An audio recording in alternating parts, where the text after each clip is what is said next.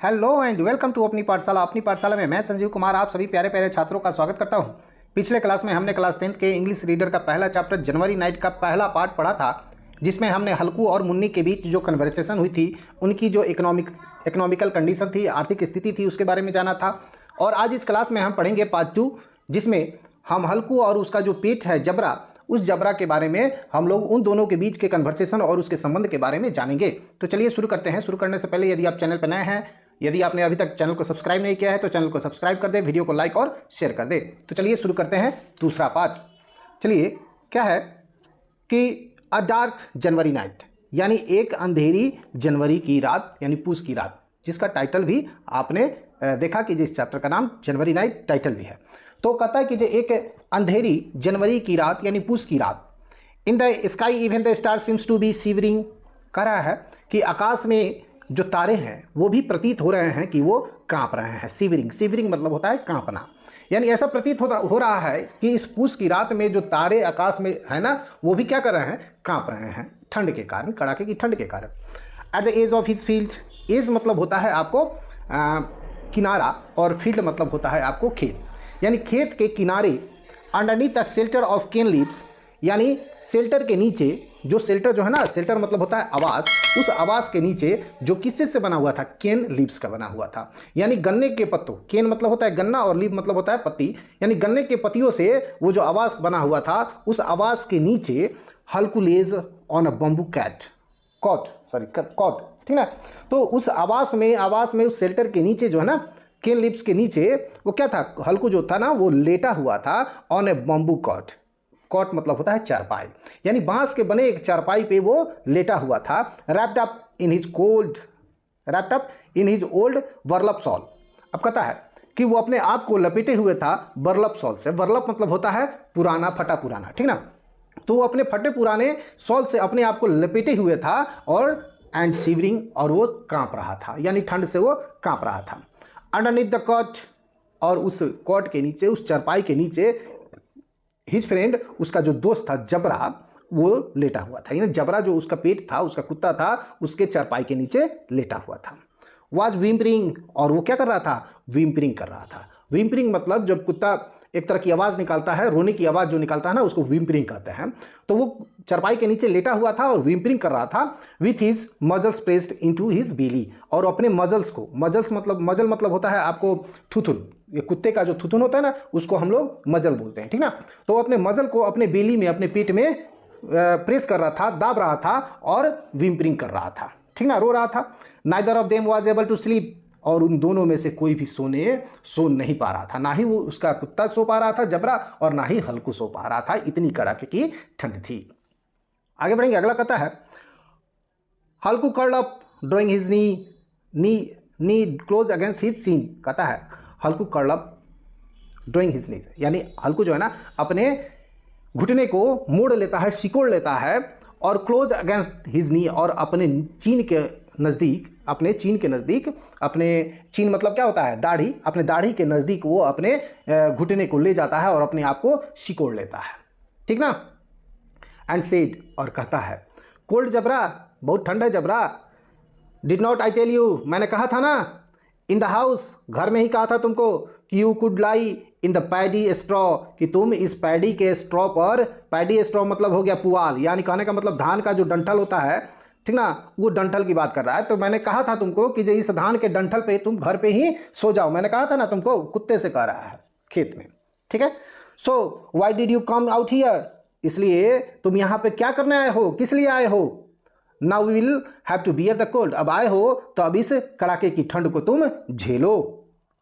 There is nothing I can do, मैं यहाँ तुम्हारे लिए कुछ नहीं कर सकता। यू थॉट, तुमने सोचा, I was coming out here, कि जब मैं यहाँ आ रहा था, to eat puris and sweet, यहाँ आ रहा था पूड़ी और मिठाई खाने। You come running on ahead of me, इसलिए तुम मेरे आगे दौड़ते दौड़ते आ गए। वो कुत्ता से बात कर रहा है, कुत्ता से कह रहा है कि जब तुमने क्या सोचा था कि जब मैं वहाँ खेत में जाऊँगा और पूड़ी और मिठाई खाऊंगा, इसलिए तुम मेरे आगे आगे दौड़ के आगे कि तुम भी मिठाई और पूड़ी खाओगे, है ना, अपने कुत्ते से कह रहा है।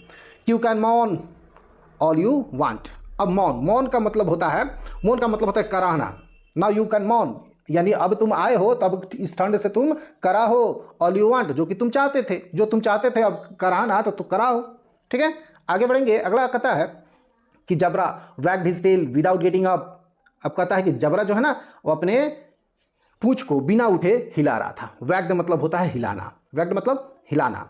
आगे कहता है कि protected his whimpering into a long yawn. अब कहता है कि जब अपने वीपरिंग को, वो जो वीपरिंग कर रहा था ना, रो रहा था ना, वो अपने वीपरिंग को लंबे, लॉन्ग यान यानी लंबे जम्हाई, जम्हाई यान मतलब होता है जम्हाई, ठीक ना। तो अपने जो वीपरिंग कर रहा था उसको एक लंबे जम्हाई में वो तब्दील कर देता है, ठीक ना। एंड वाज साइलेंट, और उसके बाद वो शांत हो जाता है। अब क्यों शांत होता है, देखिए, perhaps in his canine wisdom, यानी कुत्तों की जो केनाइन मतलब होता है कुत्ते के संबंधित चीज है, ठीक ना। और विजडम मतलब होता है बुद्धि, विवेक। यानी हम कहते हैं ना कुत्तों के पास बहुत बुद्धि होता है, बहुत विवेक होता है, और अपने मालिक के प्रति हमेशा क्या होता है, फेथफुल होता है, विश्वासी होता है, ठीक ना। तो वही कह रहा है कि जो केनाइन विजडम, वो अपने केनाइन विजडम से ही गेस्ड, उसने गेस किया, अनुमान लगाया जबरा ने कि डैट हिज वीपरिंग, कि उसका जो वीपरिंग है यानी रोने की जो आवाज़ है, was keeping his master awake, उसके मास्टर को क्या कर रहा है, जगाए रख रहा है। यानी वीपरिंग की आवाज़ से उसका मास्टर सो नहीं पा रहा है, ऐसा वो सोच रहा है, और ऐसा सोचते हुए वो क्या हो जाता है, शांत हो जाता है, यानी वीपरिंग करना वो बंद कर देता है। आगे कहता है हल्कू रिच्ड आउट हिज हैंड। हल्कू जो है ना अपने हाथ को फैला देता है, रिच्ड आउट मतलब फैला देना, ठीक ना। तो अपने हाथ को फैलाता है और पैटेड जबरा कोल्ड बैक। पैटेड मतलब होता है आपको क्या करना, थपथपाना, ठीक ना। तो कोल्ड बैक यानी जबरा के ठंडा जो पीठ था उस पीठ को क्या करता है, थपथपाता है, ठीक है। From tomorrow on stop coming with me. कहता है कि जब अगले दिन से तुम मेरे साथ आना क्या कर दो, बंद कर दो, स्टॉप कर दो। और कोल्ड विल गेट यू, अगर आओगे तो ये ठंडा पाओगे। वही कहता है कि जब तुम अगले दिन से मेरे साथ आना बंद कर दो, नहीं तो ये ठंडा को तुम झेलो पाओ, ठीक है। This bitch of west wind comes from nobody knows where bringing the icy cold with it. कहता है बीच, बीच मतलब होता है आपको डायन, बीच मतलब डायन, वेस्ट विंड यानी पछुआ हवा, वेस्ट विंड मतलब पछुआ हवा, आपको ब्रिंगिंग मतलब लाना, आइसी मतलब बर्फ जैसी ठंडा, ठीक ना। तो वही कहता है कि ये जो डायन पछुआ हवा है कहाँ से लाती है इतना आइसी ठंडा, यानी बर्फ जैसा ठंडा कहाँ से लाती है, नोबडी नोज, ये कोई नहीं जानता। Let me get up and fill my pipe. कहता है कि लेट मी गेट अप, अब मुझे उठने दो और अपने पाइप को भरने दो। यहाँ पाइप से मतलब है चीलम, ठीक ना। जो लोग गांजा पीते हैं ना तो वो चीलम से पीते हैं। तो वहीं जब हल्कू जो है ना कहता है कि जब मुझे उठने दो और अपने चीलम को भरने दो, अपने पाइप को भरने दो। I have smoked 8 pipeful already. कहता है कि जब मैंने पहले ही 8 पाइप यानी 8 चिलम पी चुका हूँ, पहले ही पी चुका हूँ मैं। But will get through the night somehow, लेकिन जैसे तैसे ये रात फिर भी क्या हो रहा है, कट नहीं रहा। यानी 8 चिलम पीने के बाद भी यह रात इतनी कड़ाके की ठंड है इस पूस की रात में कि ये रात नहीं कट रही है। This is the reward you get for farming. कहता है कि this is reward you get from farming. ये क्या है, दिस इज द रिवार्ड, यही क्या है, इनाम है तुमको मिलता है, गेट फॉर फार्मिंग, ये खेती करने का इनाम है। यानी खेत में अगर हम लोग खेती नहीं करते रहते तो इस रात में, इस कड़ाके की ठंड में हम लोग इस खेत में ना रहते और ठंड से ना कांपते होते। Some lucky fellow are lying in the house. कहता है कि जो कुछ भाग्यशाली लोग जो है ना वो अपने घरों में हैं। Where if the cold comes, जहाँ ठंडा आएगी, after them heat just drive it away, और वहाँ की जो गर्मी है वो गर्मी जो है ना उस कड़ाके की ठंड को क्या कर देगी, भगा देगी। आगे कहता है आ गुड थिक क्विल्ट, क्विल्ट मतलब होता है रजाई, वार्म कवर यानी उस रजाई का जो कवर है गर्म कवर है, और ब्लैंकेट यानी जहाँ पे रजाई हो, गर्म कवर हो और ब्लैंकेट हो वहाँ से ठंडा क्या होगा, just let the winter cold try to get them, वहाँ से क्या हो जाएगा, ठंडा भाग जाएगा, रुकेगा नहीं। Fortunes arranged everything very well. Fortune मतलब होता है भाग्य, फॉर्चून मतलब भाग्य। कहता है कि जब भाग्य जो है ना, सौभाग्य जो है ना वो अरेंज करता है एवरीथिंग वेरी वेल। भाग्य जो है ना सब चीज़ इतना व्यवस्थित तरीके से अरेंज कर देता है। While we do the hard work. कहता है कि जब while we do hard work, हम लोग, जबकि हम लोग जो है ना इस खेत में इस कड़ाके की ठंड में मेहनत करते हैं, वर्क हार्ड, कड़ा मेहनत काम करते हैं, somebody else get the joy, लेकिन इसका आनंद कौन उठाता है? इसका आनंद दूसरे लोग उठा लेते हैं। यानी किसान जो है ना अपने खेतों में काम करता है और जो पूंजीपति लोग होते हैं, जो सेठ लोग होते हैं, उसका फ़ायदा उठा लेते हैं। जो सूदखोर होते हैं वो अपने घरों में आराम से सोते हैं और हमारे मेहनत का फल वहीं उठाते हैं। ऐसा कहता है हल्कू।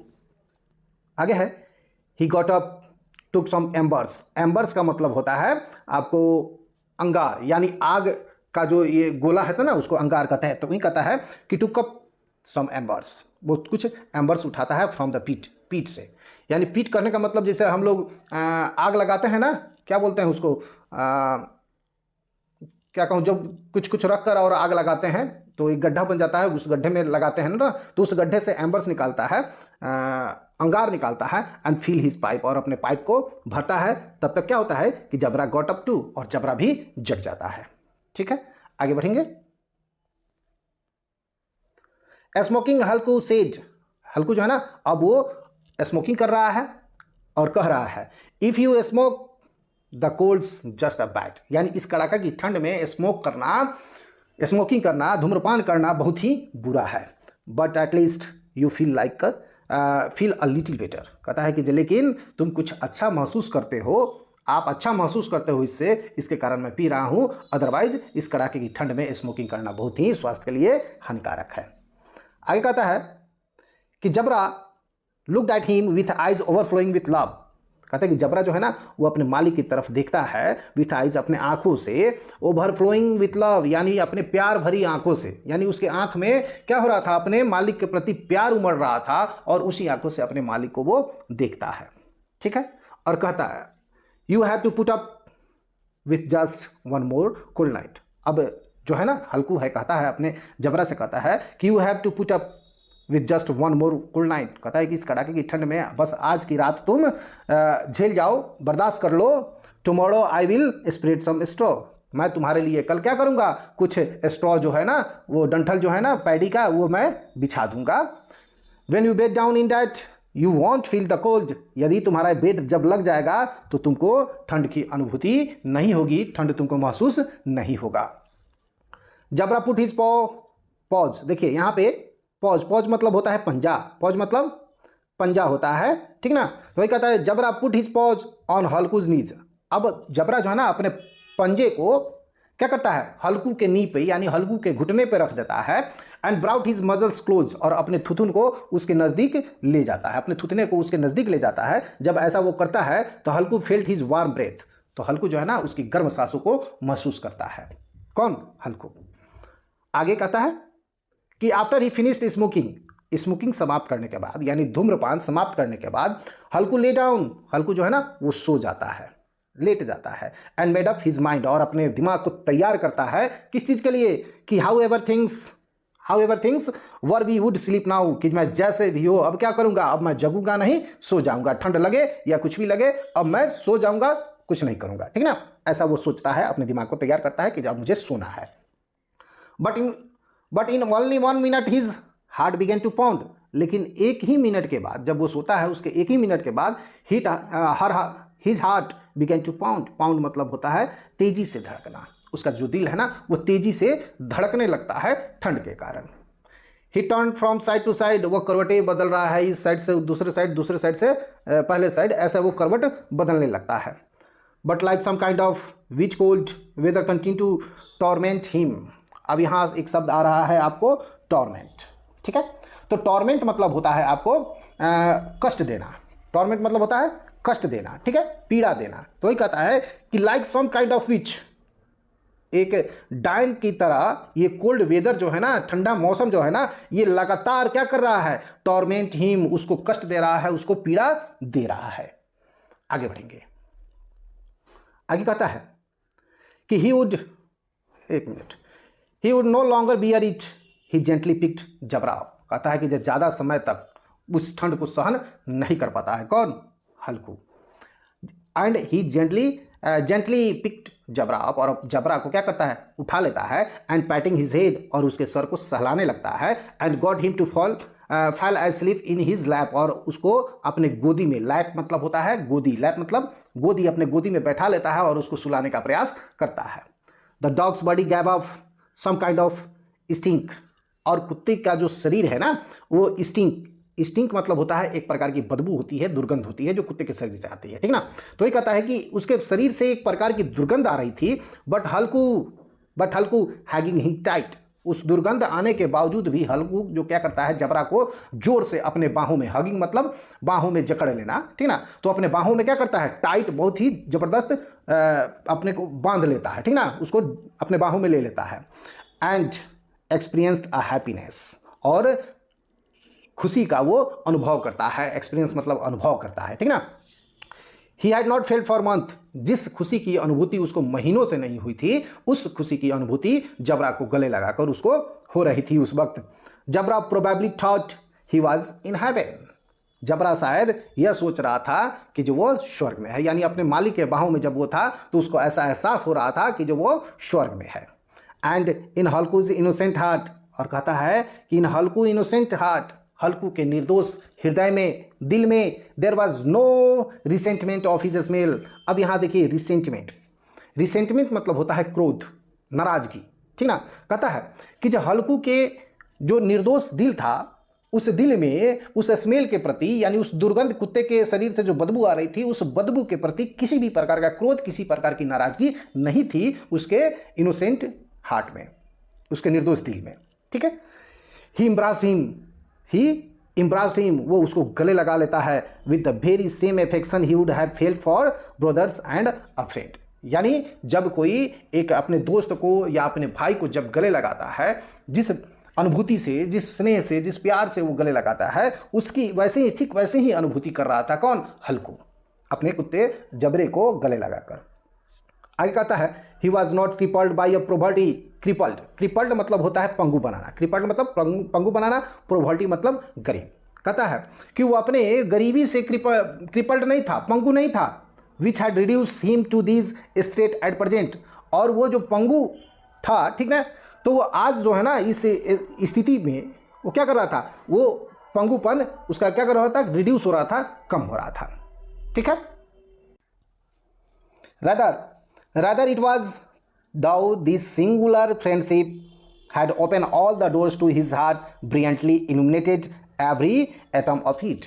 अब देखिए यहाँ पे सिंगुलर मतलब यहाँ से जो मतलब है वो है असाधारण। सिंगुलर मतलब असाधारण, फ्रेंडशिप मतलब दोस्ती, ब्रिलियंट मतलब चमकदार, इल्यूमिनेटेड मीन्स होता है आपको प्रकाशित करना, इल्यूमिनेटेड मतलब प्रकाशित करना। एटम्स मतलब हो गया अणु, एटम्स मतलब अणु। तो वही कह रहा है कि rather it was though this singular friendship, यह जो असाधारण दोस्ती थी उन दोनों के बीच में, had open all the doors of his heart, उसने क्या किया, उसके दिल के सारे दरवाजे खोल दिए। And brilliantly illuminated every atoms of it, और उसके शरीर के जितने भी एटम्स थे, जितने भी अणु थे, वो सारे के सारे क्या हो गए, प्रकाशित हो गए। या इस तरह कहें कि यह ऐसा था कि इस दोस्ती ने उसके शरीर के सारे दरवाजे खोल दिए थे और उसके हर पहलू को क्या कर दिया था, जगमगा दिया था। यानी पहले पार्ट में आपने देखा कि गरीबी से, प्रॉपर्टी के कारण वो कितना दुखी था, आज अपने पेट को गले लगाकर वो सारा दुख, सारा दर्द वो भुला चुका था, ठीक ना, ऐसा समझे। चलिए आगे बढ़ेंगे। आगे कहता है कि suddenly Jabra picked up the noise of some animals, यानी अचानक ही, सडनली मतलब अचानक, ठीक है। तो अचानक ही जबरा पिकअप, वो उठ खड़ा होता है, नॉइज ऑफ सम एनिमल्स, यानी कुछ जानवरों की आवाज़ सुनकर जबरा अचानक ही क्या हो जाता है, खड़ा हो जाता है, ठीक ना। आगे कहता है दिस स्पेशल इंटीमेसी, ठीक ना, ये जो विशिष्ट इंटीमेसी मतलब होता है घनिष्ठता, यानी ये दोनों के बीच में फ्रेंडशिप की जो घनिष्ठता थी, विशिष्ट जो घनिष्ठता थी, had produce a new alertness in him, उसमें क्या कर दिया, जबरा में एक नया अलर्टनेस पैदा कर दिया। That disdain the onslaught of the wind, यानी कहने का मतलब डिस्टेन का मतलब होता है पसंद नहीं करना या घृणा करना। ऑनस्लॉट का मतलब होता है भीषण आक्रमण। यानी कह रहा है कि ये विशिष्ट घनिष्ठता जो है ना, ये उसके मन में, उसके दिल में एक अलर्टनेस पैदा कर दिया। क्या कि इस ठंड में, इस कपकपाती ठंड में, ठंड जिसको क्या कर रहा था, घृणा कर रहा था, यानी किसी का मन क्या करेगा, कहने का मतलब कि उस कुत्ते को इस ठंड से घिरना थी, हल्कू से भी घिरना थी, ठीक ना। तो इस कपाती ठंड में ये घनिष्ठता जो है ना, ये फ्रेंडशिप जो है ना, फ्रेंडशिप और इसके बीच में जो रिलेशन था, उस रिलेशन के कारण इसमें एक अलर्टनेस पैदा हो गया कि जो ये ठंड मेरा कुछ नहीं कर सकती, यानी जिस काम के लिए हम लोग इस खेत में है उसकी रक्षा करनी प्रथम प्राथमिकता है हमारी, इसलिए वो क्या हो गया, अलर्ट हो गया, ठीक ना। Springing up and he run out the shelter. अब का आगे देखिए, कहता है स्प्रिंगिंग अप मतलब होता है कूद पड़ना। अचानक यूं क्या होता है, कूद पड़ता है, and he run out the shelter, और शेल्टर से बाहर वो दौड़ते हुए चला जाता है, एंड बिगेन टू बार्क, और भौंकने लगता है।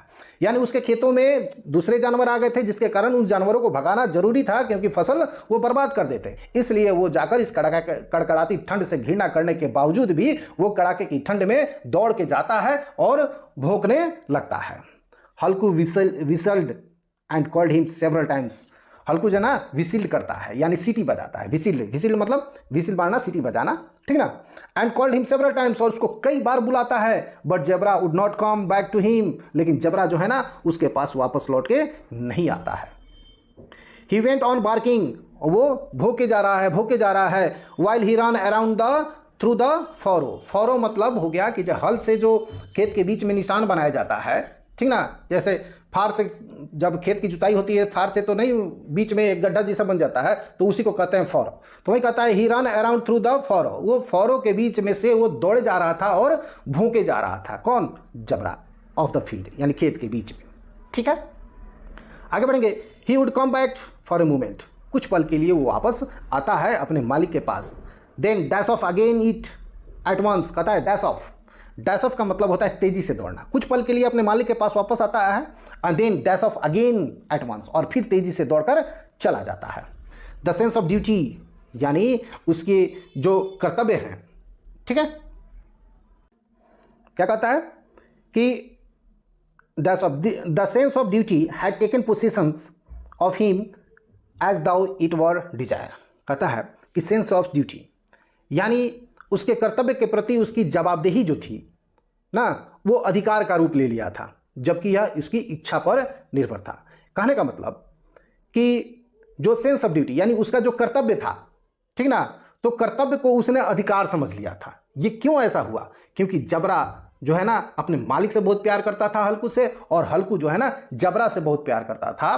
तो यानी एक कुत्ते का जो ड्यूटी था, उस ड्यूटी को उसने अपना अधिकार समझ लिया, यानी एज ए एक फ्रेंड के बदले। यानी जब हल्कू का खेत है तो यानी जबरा ने उसको अपना खेत समझा, अपना अधिकार समझा कि उन जो जानवर आए हैं उन जानवरों को यहाँ से भगाना है ताकि कोई फसल बर्बाद न हो। तो वही कहता है कि सेंस ऑफ ड्यूटी यानी उसके कर्तव्य के प्रति जो जवाबदेही था वो अधिकार का रूप ले लिया था, जबकि उसके डिजायर यानी उसके इच्छा पर निर्भर था कि जो वहां से उस कड़ाके की ठंड में वो दौड़ के जाए या ना जाए ना। तो इस प्रकार हमने दूसरा पार्ट पढ़ा। फिर अगले वीडियो में हम तीसरे पार्ट को लेकर आएंगे आपके लिए। तब तक के लिए अभी तक आपने यदि चैनल को सब्सक्राइब नहीं किया है तो चैनल को सब्सक्राइब कर दे, वीडियो को लाइक और शेयर जरूर कर दे। फिर मिलेंगे अगले वीडियो में। जय हिंद, जय भारत, जय बिहार।